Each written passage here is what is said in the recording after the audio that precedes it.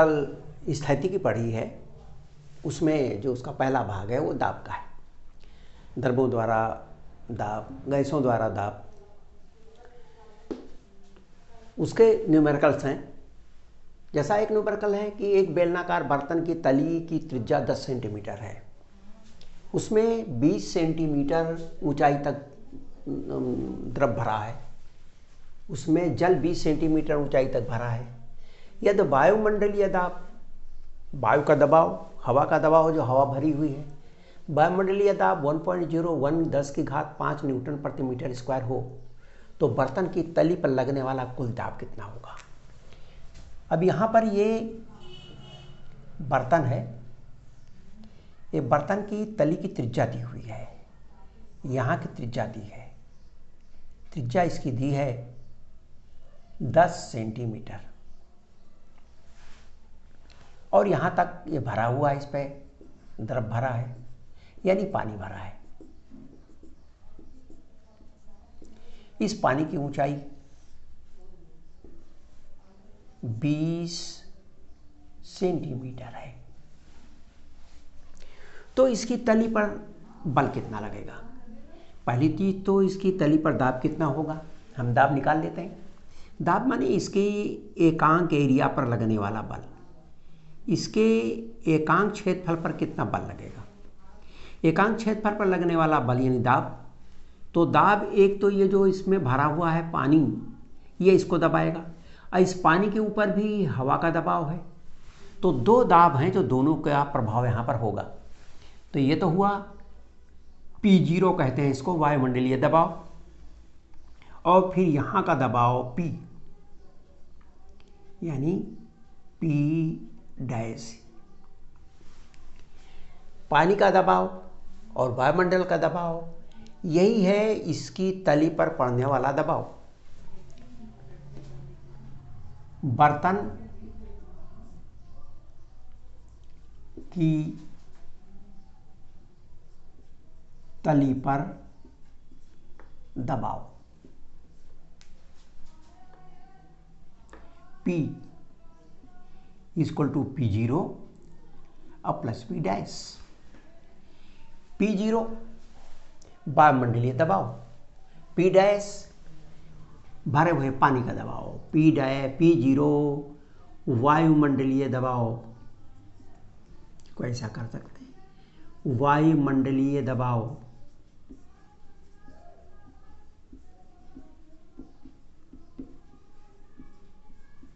Plus भरे हुए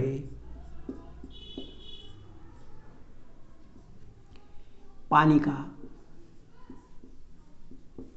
दाब।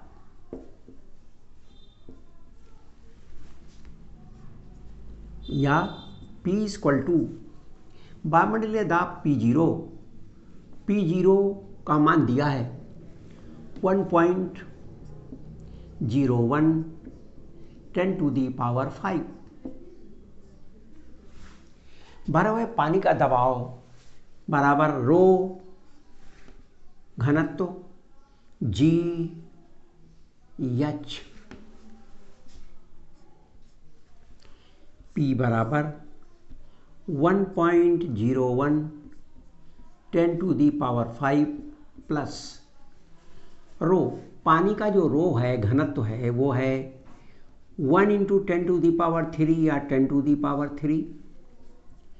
G का मान है 10 दिया है, और H का मान दिया है 20 सेंटीमीटर ऊंचाई तक द्रव भरा है। मीटर बना दिया। इसमें 10⁵ को हमने कॉमन ले लिया, यहां बचा 1.01 प्लस 10⁴, इस दशमलव को और पीछे कर दिया तो एक घात और मिलेगी, 10⁵ बाहर निकलेगा, तो यहाँ आपका रह जाएगा 0.02। इसको 0.2 इसलिए कर दिया क्योंकि यहाँ पॉइंट के बाद एक दूसरे अंक पर 1 है, तो इसको भी पॉइंट के बाद हमने दूसरे अंक पर कर दिया। ये जुड़ क्या हो गया 1.03 इंटू 10⁵ न्यूटन प्रति मीटर स्क्वायर या पास्कल।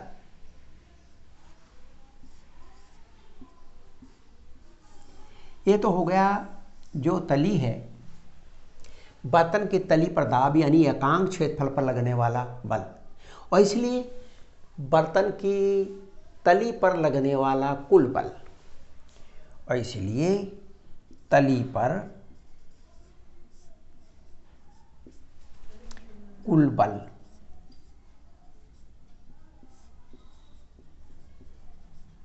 F बराबर P इंटू ए।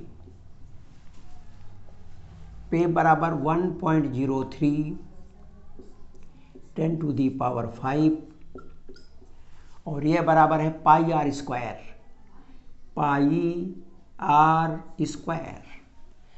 आर का मान पता है, आर दिया है 10 सेंटीमीटर, 10 सेंटीमीटर का हुआ 0.1 इंटू 0.1 पाई आर स्क्वायर।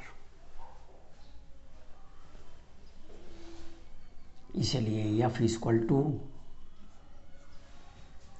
इसको अगर गुणा करते हैं तो 0.1 ये हो जाएगा 10⁻⁻2 और पाई का मान हो गया 3.14, तो 3.14 का हो गया, 2 जीरो और लग गए, 0.00314, और इसको हमने मल्टीप्लाइड किया 103 से, तो इसकी वैल्यू आ जाएगी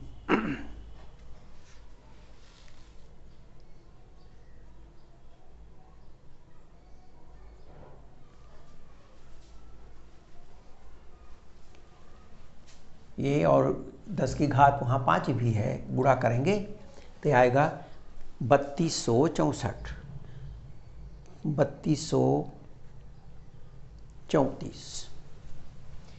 इसका गुणा करने पे इसकी वैल्यू आती है 3234.2 न्यूटन। इतना बल कार्य करेगा इस बर्तन की तली पर, तो बर्तन की तली पर यह कार्य करने वाला बल है। एक और करते हैं।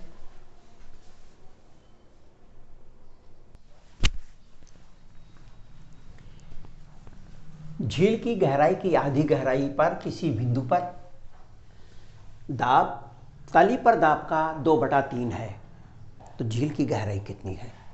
जबकि वायुमंडलीय दबाव दिया है 10 की घात 5 पास्कल या 10 की घात 5 न्यूटन प्रति मीटर स्क्वायर, ये दिया है। निकालना है झील की गहराई कितनी है। अब झील जो है उसकी आधी गहराई पे, ये अब मान लीजिए आपकी झील है, झील की ये झील है,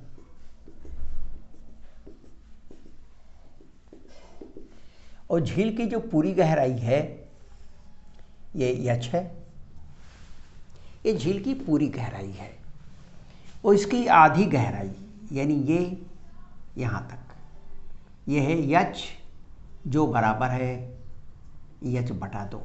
इसके किसी बिंदु पर दाब यानी आधी गहराई पर दाब नीचे दबाव का 2/3 है, तो एक गहराई h कितनी है? अब यहाँ पर देखिए, आधी गहराई पर दाब यानी आधी गहराई पर जो बिंदु है वो ये है, और इसकी तली का जो बिंदु B है, आधी गहराई पर बिंदु A पर दाब बराबर P0,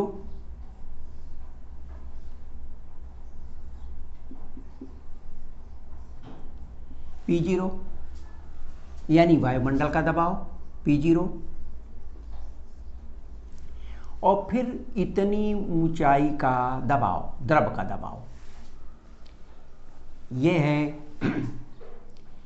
एच रो जी, जो बराबर है P0 10⁵ plus H equal to H/2।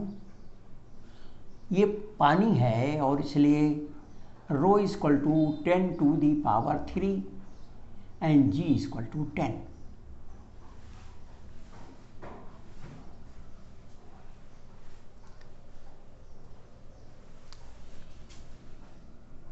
झील की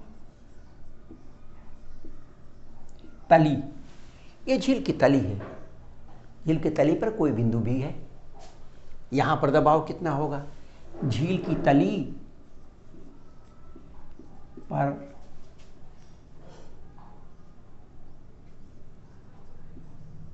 किसी बिंदु B पर दाब PB, P0 ये तो रहेगा ही, ये तो यहाँ तक इसका प्रभाव रहेगा, ये ऊपर है ही है। इतनी गहराई का जो द्रव है, जो पानी भरा है, उसका दबाव प्लस H रो G, यानी 10⁵ प्लस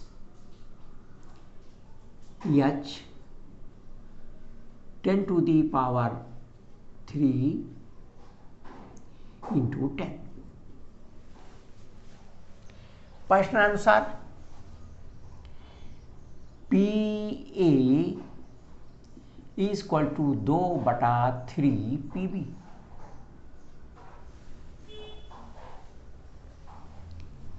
PA 10⁵ प्लस 5H,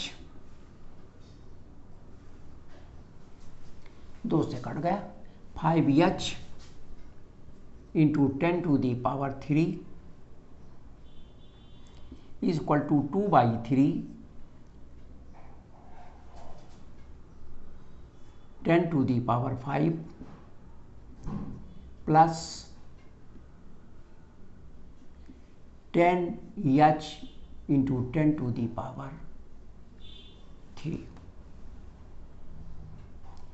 10⁴ कर दिया इसको।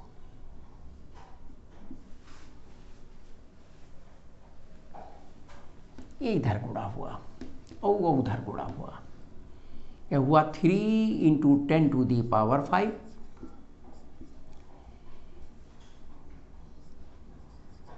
15 10⁵H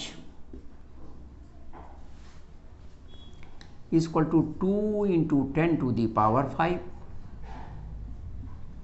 प्लस 2H इंटू 10⁴। अब हमने H वाले को एक तरफ कर दिया और इसको एक तरफ कर दिया, तो ये हो गया 2H है, इसमें 10⁴ को 10⁴ कर दिया, तो बचा आपका 20H into 10⁵। 20 into 10⁵H minus 15 into 10⁵H is equal to 3 10⁵, 2 into 10⁵। आ गया 5 इंटू 10⁵H और यहाँ आ गया 10⁵।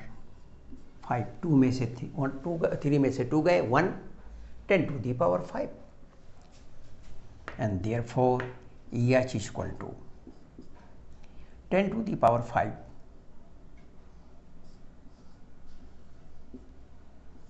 upon 5 10⁵।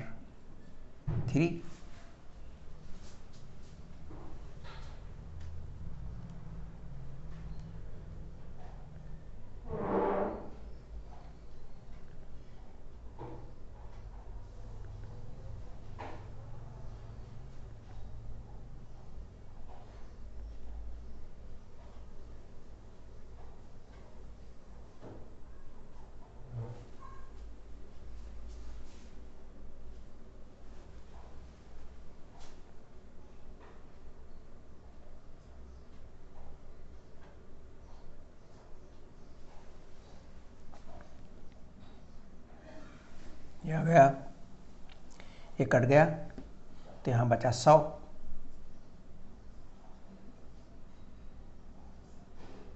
बटा 5, 20 मीटर। एच इक्वल टू झील की गहराई इक्वल टू 20 मीटर।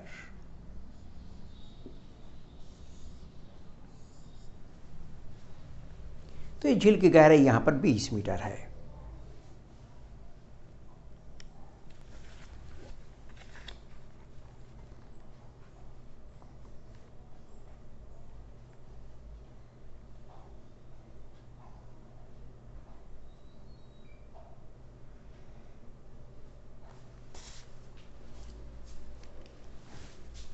तो आधी गहराई पर का जो टोटल दबाव है वो इस पूरी गहराई पर जो दबाव है उसका 2/3 है।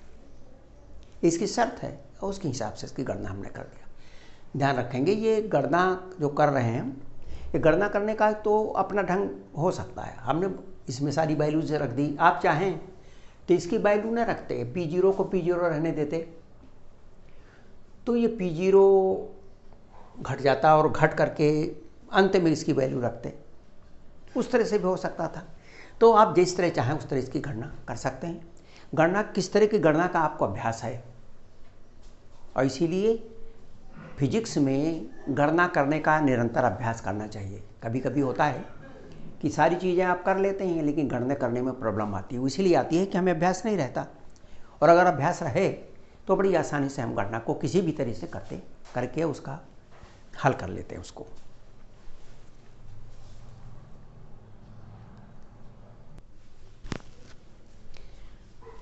दो द्रव मिश्रित हो सकते हैं, आपस में मिल सकते हैं। जब उन्हें मिलाया जाता है तो आपस में मिक्स हो जाते हैं। बहुत सारे द्रव नहीं मिलते हैं, जैसे तेल और पानी नहीं मिल पाता, लेकिन बहुत सारे द्रव हैं वो एक दूसरे में मिल जाते हैं। तो दो द्रव मिश्रित हो सकते हैं। यदि उनके समान आयतन को हम मिलाते हैं तो उनका जो मिश्रण का आपेक्षिक घनत्व है वो 4 प्राप्त होता है, और यदि समान द्रव्यमान के मिलाते हैं तो आपेक्षिक घनत्व 3 प्राप्त होता है। तो उन द्रव्यों के अलग अलग आपेक्षिक घनत्व कितने हैं यह हमको गणना करना है।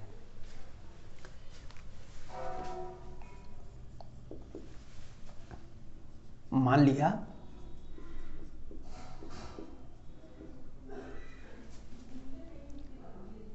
उनके आपेक्षिक घनत्व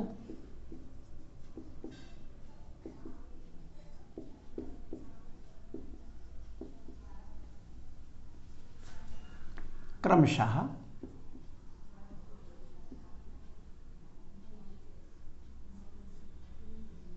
ρ1 एवं ρ2 है।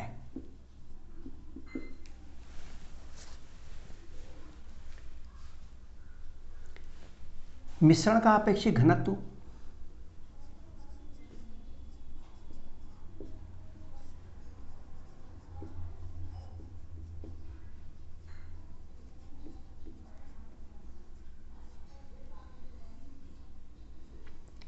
ये बराबर होता है मिश्रण का द्रव्यमान यानी m1 प्लस m2, मिश्रण का आयतन v1 प्लस v2।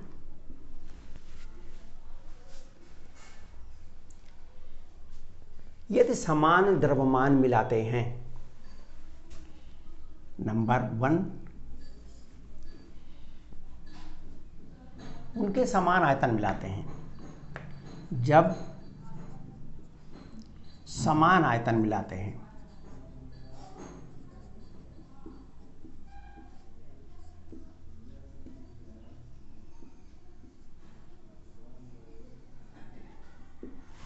अगर हमने समान आयतन मिलाया तो उनके द्रव्यमानों के बारे में हमें कोई जानकारी नहीं है। उनके आपेक्षिक घनत्व मान लिया हमने ρ1 ρ2।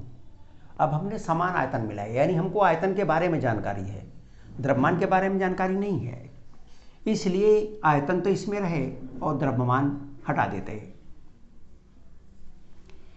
जब समान आयतन मिलाते हैं तो V1 बराबर V2 इक्वल टू V। तथा m1 equal to ρ1v, m2 equal to ρ2v, और इसलिए रो इक्वल टू इससे m1 ρ1v plus ρ2v upon v plus v equal to ρ1 और ρ2 अपान 2। v तो यहाँ कॉमन है, यहाँ v 2 हो गया, 2v, तो ऊपर का एक v और नीचे का v कट गया, ρ1 प्लस ρ2 अपान 2। प्रश्नानुसार ये दिया हुआ है,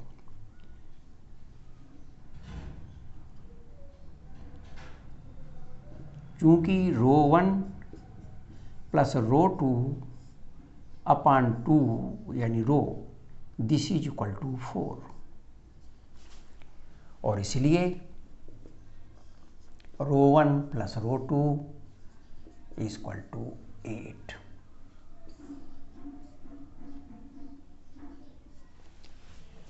ρ1 प्लस ρ2 इक्वल टू 8, यानी हमको एक संबंध ये इनके घनत्वों का मालूम हो गया। अपेक्षित घनत्व के एक संबंध हमें मालूम है, ρ1 प्लस ρ2 बराबर 8।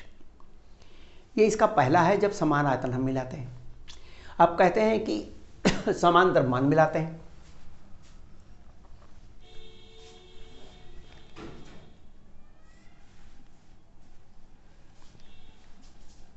जब ये दूसरा है, समान द्रव्यमान मिलाते हैं, दोनों द्रव्यों के द्रव्यमान बराबर मिलाते हैं, तो आयतन की जानकारी नहीं है। घनत्व तो उनके मान लिए, जो अपेक्षित घनत्व हमने माना हुआ है, लेकिन अब समान हम द्रव्यमान मिला रहे हैं, आयतन के बारे में जानकारी नहीं। यहाँ समान आयतन मिला रहे थे और इसलिए द्रव्यमान की जानकारी नहीं थी, द्रव्यमान हमने निकाला था। यहाँ पर समान द्रव्यमान मिलाते हैं और इसीलिए m1 इक्वल टू m2 बराबर m, और v1 equal to rho m अपान ρ1, और v2 equal to m upon ρ2। द्रव्यमान तो बराबर है, और इसलिए समीकरण 1 से वो जो एक समीकरण में वैल्यू है रख दिया, rho equal to m1 m upon m upon ρ1 m upon ρ2, m 2m,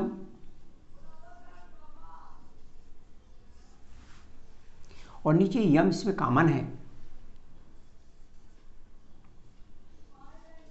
और यहाँ हो जाएगा 1 अपान ρ1 1 अपान ρ2, राइट। 1 अपान ρ1, m बाहर निकाला तो यहाँ बचा 1 अपान ρ1 1 अपान ρ2, 1 अपान ρ1 1 अपान ρ2, m से m कट जाएगा, और ρ1 ρ2 को जोड़ेंगे तो आएगा ρ2 प्लस ρ1 अपान ρ1 ρ2, जो उलट के ऊपर चला जाएगा, और इसलिए rho equal to ρ1 ρ2 upon ρ1 plus ρ2, और इसकी वैल्यू दी हुई है 3। यदि समान द्रव्यमान मिलाते हैं तो आप घनत्व 3 प्राप्त होता है। ये बराबर है 3 दिया है, ये 3 दिया है, इसलिए ρ1 ρ2 ρ1 plus ρ2 equal to 3 into rho 1 plus rho 2 equal to 8। Rho 1 plus rho 2 equal to 8। यहाँ पर इसकी वैल्यू हमने 8 रखी,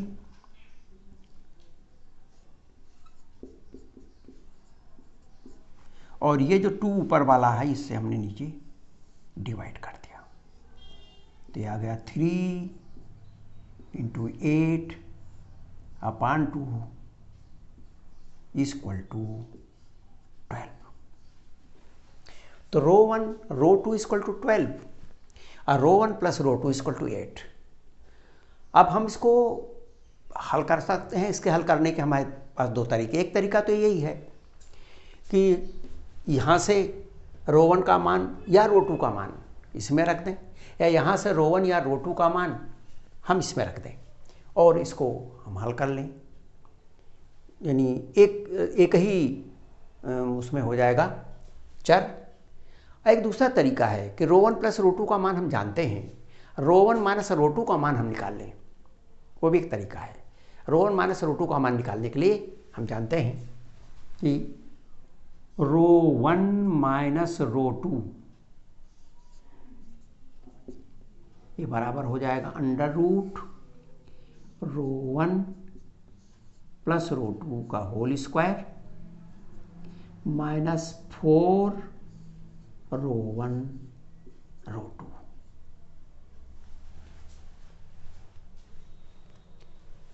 इससे मान निकल आएगा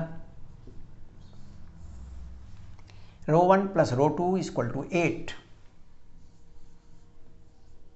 4 और rho 1 into rho 2 equal to 12। इसलिए rho 1 minus rho 2 equal to ये आया 64, ये आ गया 64 minus 48 which is equal to 16 under root 16 यानी 4। Rho 1 minus rho 2 equal to 4। तो हमारे पास अब दो इक्वेशंस हो गए। एक इक्वेशन ये हुआ हमारा 3, एक इक्वेशन हमने इसको एक डाला है, इसको 2 कर देते हैं। This is 2, this is 1।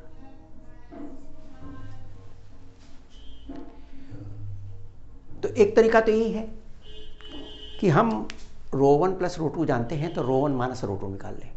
अगर रो 1 प्लस रो 2 निकालना हो तो यहाँ माइनस कर देंगे, इसको प्लस कर देंगे, और अगर इसको माइनस निकालना है तो इसको प्लस रखेंगे, यहाँ माइनस रखेंगे, तो इसकी वैल्यू ज्ञात हो जाएगी। अब हल कर लिया, हमारे पास दो इक्वेशंस हैं। इन दोनों इक्वेशंस को हल करके इसकी वैल्यू को हम ज्ञात कर लेते हैं।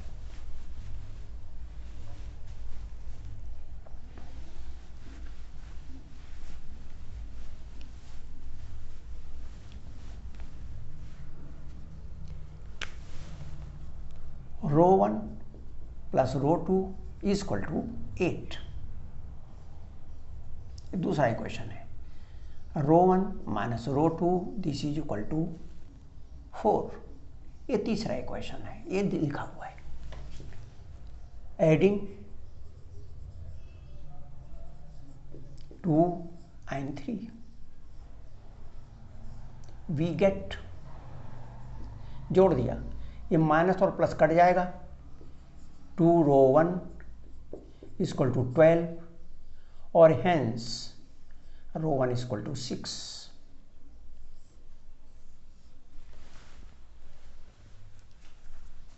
अब इसमें रख दिया हमने फ्रॉम इक्वेशन 2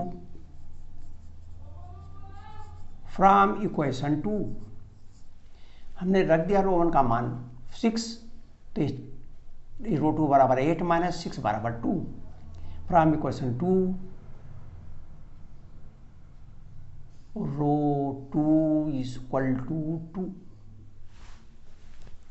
तो इस प्रकार जो द्रव हमने प्रयोग किए, वहां जो मिलाए गए हैं, उनके आपेक्षिक घनत्व 6 एवं 2 हैं।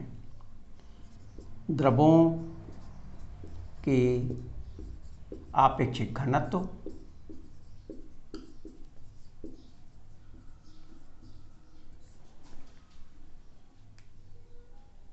6/2 है। ये हो गया इस क्वेश्चन का आंसर और उसका सलूशन।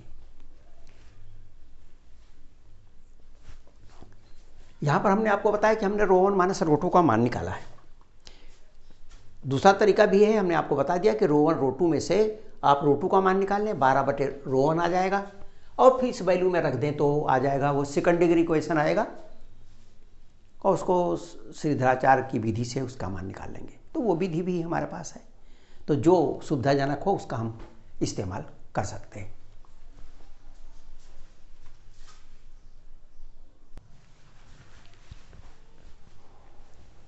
समुद्र तल पर पारा स्तंभ दिया हुआ है।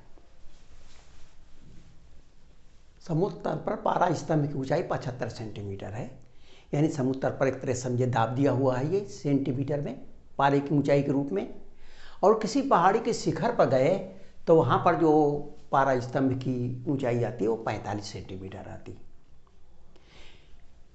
पारे एवं वायु के घनत्व का अनुपात दिया है, पहाड़ी की कितनी ऊंचाई है।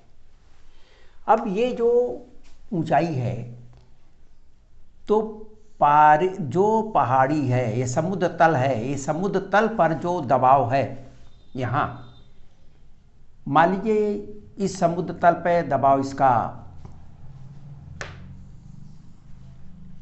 P1 है और पहाड़ी की पर ये P2 है, तो यहाँ से यहाँ तक का जो दाब अंतर होगा वो कितना होगा, P1 माइनस P2। यहाँ ज़्यादा होगा, यहाँ कम होगा। तो दाब अंतर पारे की ऊंचाई के रूप में दाब अंतर।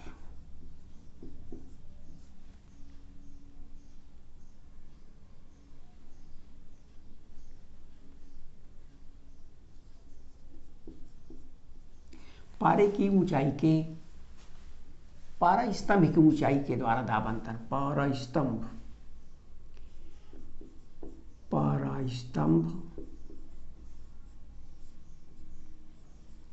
की ऊंचाई के द्वारा दाब अंतर डेल्टा पी, ये बराबर हो जाएगा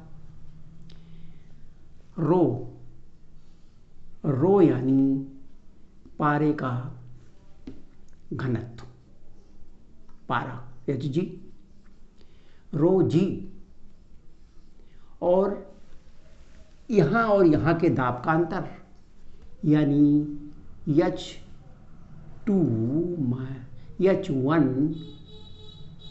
माइनस H2, यही यहाँ से यहाँ तक दाब का अंतर होगा। मान लीजिए H है तो ये हो गया H1 माइनस H2 बराबर H रो जी H।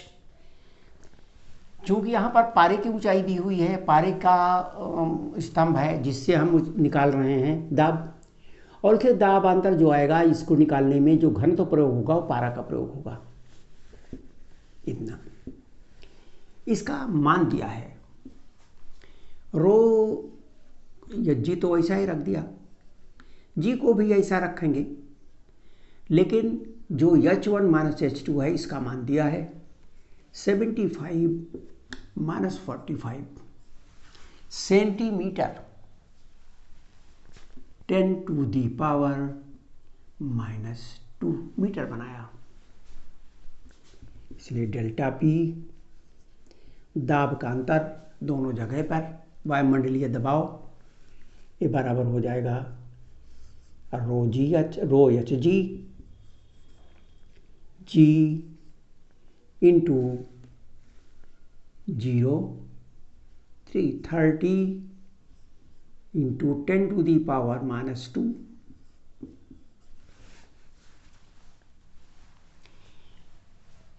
ये हो गया पारा स्तंभ की ऊंचाई के द्वारा दाब अंतर। अब ये अगर हम वायु में की ऊंचाई को लें, वायु स्तंभ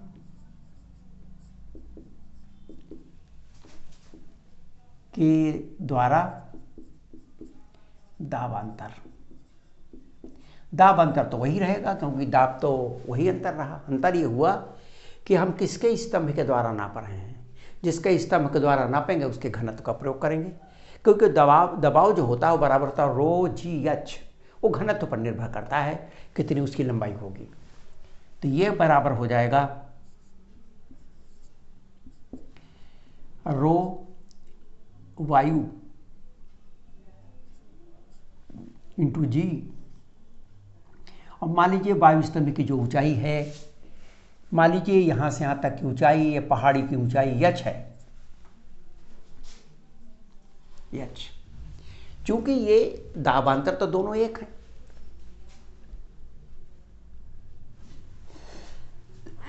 ये 1 है, ये 2 है। 1 एवं 2 दाबांतर दोनों हैं। दोनों को हमने अलग अलग रूपों में निकाला। एक को हमने पारा स्तंभ के द्वारा दिया हुआ है उसके रूप में निकाल दिया, एक को हवा में, पहाड़ी तो हवा में है इसलिए हवा की ऊंचाई के रूप में हमने निकाला।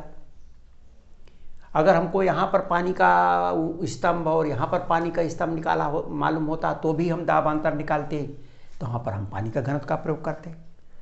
तो इस तरह से ये लेकिन दाबांतर वही रहेगा। तो 1 एवं 2 से दोनों एक ही चीज है, बराबर है रो वायु जी एच बराबर रो एच जी जी इंटू 30 10⁻⁻²।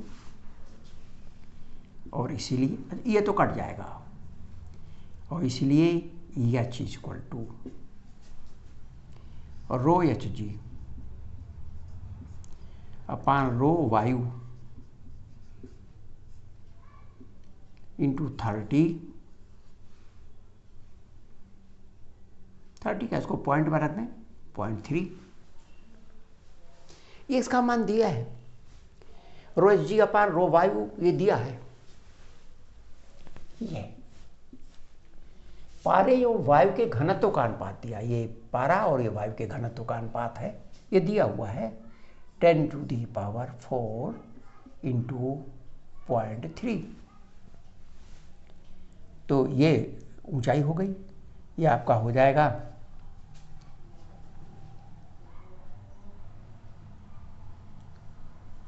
10⁻³ मीटर। इसलिए एच इक्वल टू 3 किलोमीटर।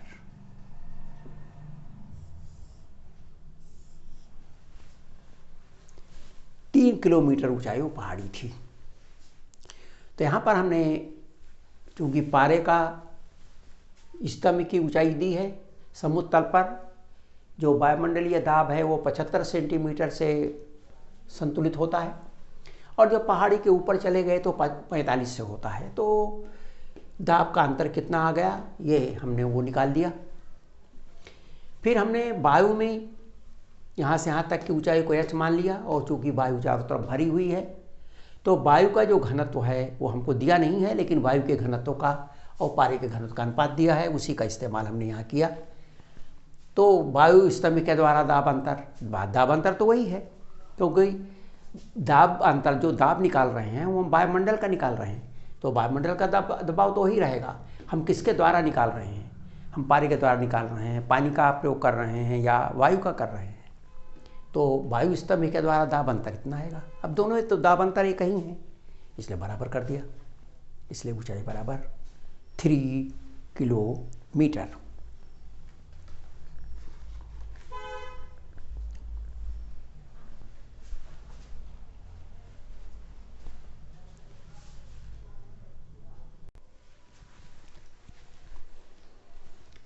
द्रव चालित लिफ्ट है जिसमें एक बड़ा पिस्टन लगा है जिसका क्षेत्रफल 10 मीटर स्क्वायर है, एक छोटा पिस्टन लगा है 0.05 मीटर स्क्वायर क्षेत्रफल का है। इसके ऊपर 25 किलोग्राम का द्रव्यमान रखते हैं, इसके ऊपर 5000 किलोग्राम का द्रव्यमान रखते हैं। पूछा है कि क्या ये 25 किलोग्राम इसको उठा पाएगा या ये इसको संतुलित कर पाएगा। ये पास्कल के नियम का क्वेश्चन है। पास्कल के नियम में है कि जितना दबाव यहाँ लगेगा इस द्रव पर सब जगह दबाव का मान उतना ही रहेगा। तो जितना दबाव यहाँ है उतने दबाव यहाँ भी रहेगा।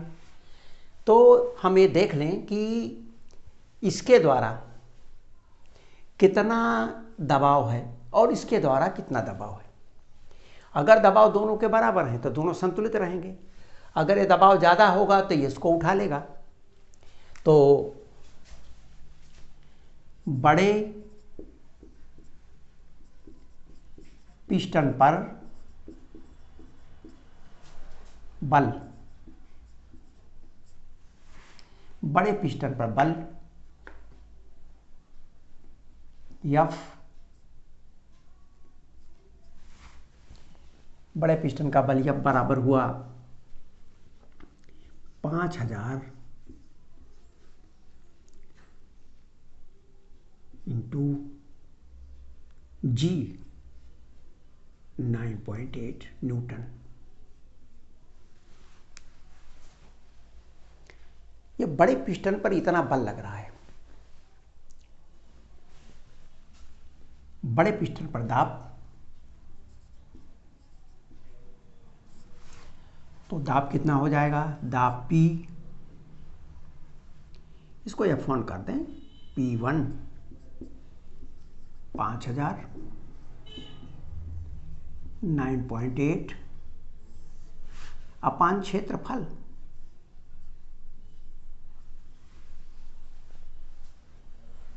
क्षेत्रफल तो ये कट गया।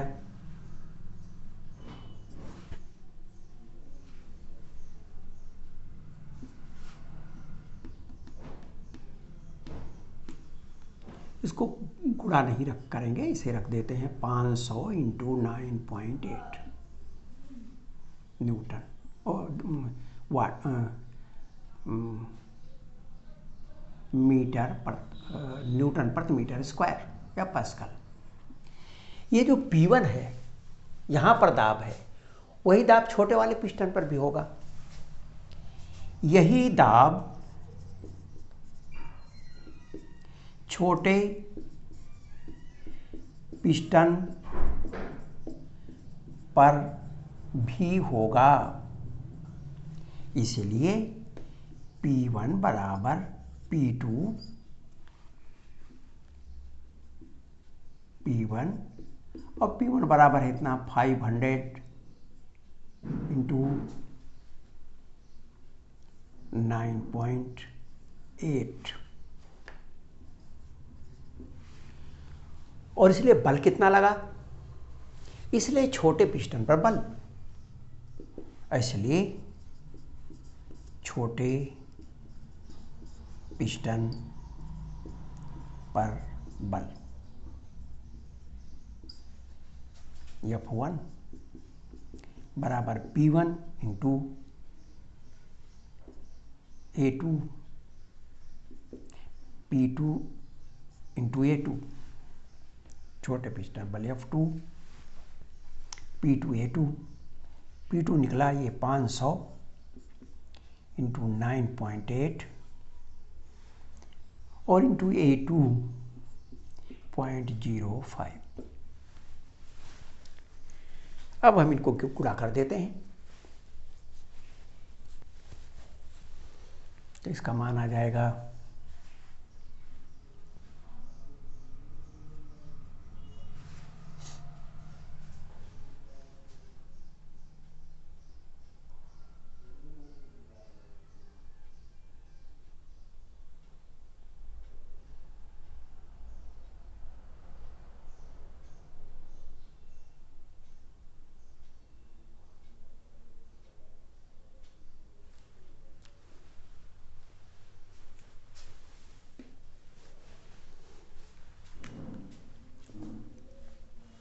इसके द्वारा इसके ऊपर दाब कितना लगा, इतना दाब लगा।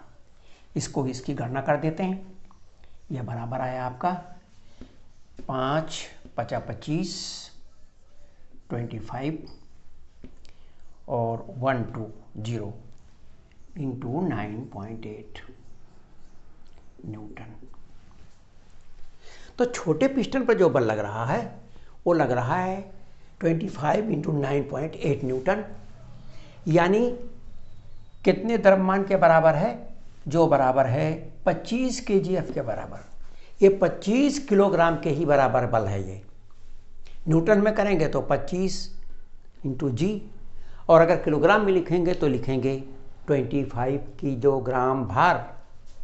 तो ये जो 5000 kg है, ये यहाँ पर जो लगाता है बल इस दिशा में, ये बल इतना ही लगाता है।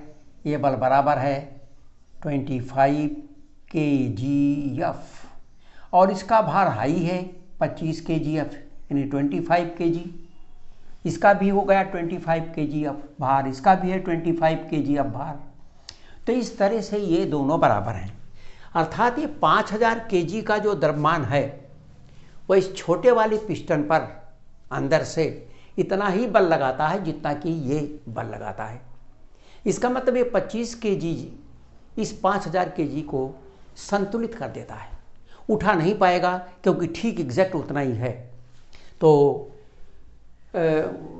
25 किलोग्राम द्रव्यमान 5000 किलोग्राम को संतुलित कर पाएगा क्योंकि बराबर है इसके। ये इसके द्वारा जो लगने वाला बल है, हमने पहले निकाला इसका बल, जी से गुणा किया, फिर एरिया से भाग दिया तो दाब निकाला। जितना यहाँ पर दाब था उतना ही दाब यहाँ आया, फिर इसके क्षेत्रफल को गुणा कर दिया तो इसके ऊपर कितना बल लगा वो निकाल आया। और ये जो बल आया F2 पर अंदर से लगने वाला बल, ये ऊपर रखे गए इस भार के द्वारा लगने वाले बल के बराबर है। इसका मतलब ये जो 25 kg का द्रव्यमान रखा है उसका भार केवल 5000 kg को संतुलित कर पाएगा। तो ये 25 kg केवल 5000 किलोग्राम को संतुलित कर पाएगा, संतुलित कर सकेगा, उठा नहीं सकेगा।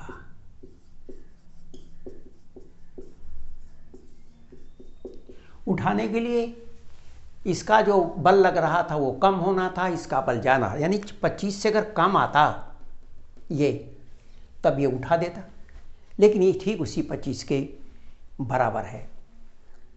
तो इसलिए इसको ये उठा नहीं पाएगा, लेकिन इसको संतुलित कर देगा, इसको बैलेंस रखेगा, ये इसको दबा नहीं पाएगा। जितना ये बल लगाएगा उतना ये भी बल लगाएगा और ये दोनों आपस में संतुलित रहेंगे। तो ये पास्कल के नियम का क्वेश्चन है। इस तरह के भी क्वेश्चन पास्कल के नियम के आते रहते हैं। तो बस आज तो इतना ही है। अब आप और भी बहुत सारे क्वेश्चंस का अभ्यास करते रहें, क्योंकि इसमें जो फिजिक्स है उसमें बस अभ्यास ही मुख्य है। जितना ज़्यादा अभ्यास आप करेंगे उतने अच्छे से क्वेश्चंस को आप हल कर पाएंगे, उसको समझ पाएंगे। Thank you.